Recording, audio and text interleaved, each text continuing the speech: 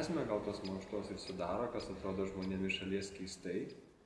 Tai yra vaikščiojimas pakankamai lokalioj vietoje, vienoje vietoje, maždaug 32 medžių teritorija.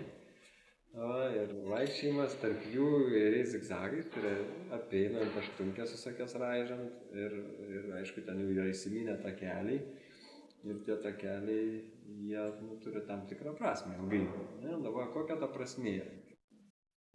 Tai va, iš šalies žiūrint to gal nesimato, bet esmė yra gal keleriopa. Visų pirma, tai, kad eidamas tais takeliais, tu praktiškai negalvoji, kur eini. Tu galvoji ir apdoroji kažkokią tai vakar dienos informaciją, arba kažkokios idėjos ateina.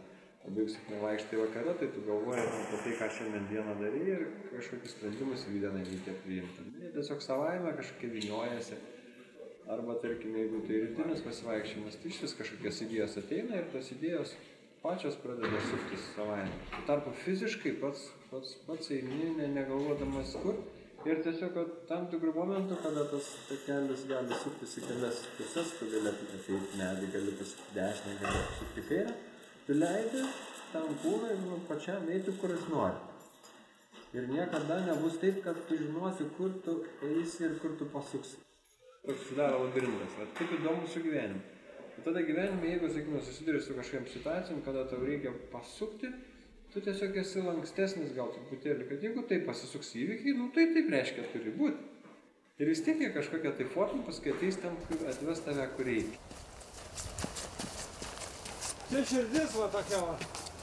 Va matai, čia jinai įlinkusi tai va. Ir tokie du stovi beržai, ir beržų šaknis tokios išlindusios, tarsi dvi kraujagyslės į tą širdį įeina. Toliau kraštovaizdis ypatingas tuo, kad vis tiek ne dar ir kraštovaizdį šiek tiek matau. Jeigu tas vaizdas, tą panoraminį vaizdą taip įvertinus, ten labai charakteringai galima pamatyti dvi pusės gyvenimo. Viena pusė yra šviesi tokia, tai yra vaizdas į ežerą. Reti medžiai, švarūs medžiai, pušys, beržai, jie reti ir vaizdas toks atsiveria platus. Toliau, jeigu yra prietema, tai matosi urbanistiniai vaizdeliai. Reiškia, matosi degalinės reklamos, šviečiančios, prasišviečia miesto šiek tiek jau galbūt iki momentų. Reiškia, tas gamtos ir civilizacijos santykis atsiskleidžia. Toliau, jeigu žiūrėti kitą pusę, ten jau yra vaizdas kiek tirštesnis. Tai yra medžiai tankesnis miškas ir kas dar pridedant dar vieną medmenį, tai yra ne tik vaizdą, bet ir garsą. Tokia multimedija gaunasi. Ypač pavasario, vasaros, rudens periodu.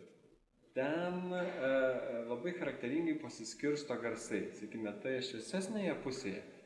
Čiulba paukšteliai tokie subtilus, kartais genys kala ten virš manęs, tai gražiai stuksena, taip, žinot, girdėjo tą ritmą stuksenimais, ten tose keliuose medžiuose dažnai sėdi. O toje tamsioje dalyje yra varnų kolonija.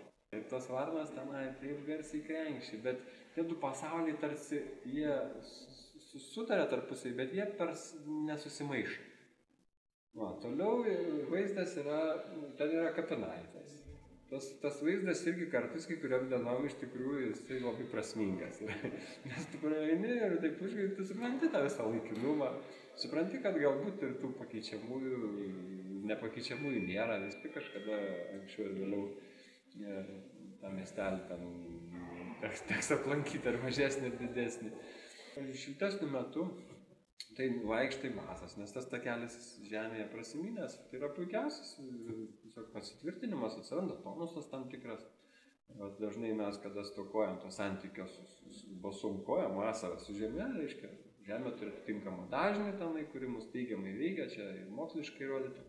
Bet antra vertus, tai tiesiog paprastas kaifas prisiminti vaikystę, palakstyti basam, plus tai stuburų labai teigiamai veikia. Tai ne tai, kad lakstai tiesiog vaikštai, paskui eini į ežerą, nusiplauni tas kojas arba įsimaudai. Apibendrinant, tai yra ta pati vieta, tos pačios sąlygos, bet tie faktoriai, kuriuos sakiau, jie sudaro galimybę įvairovės ieškoti.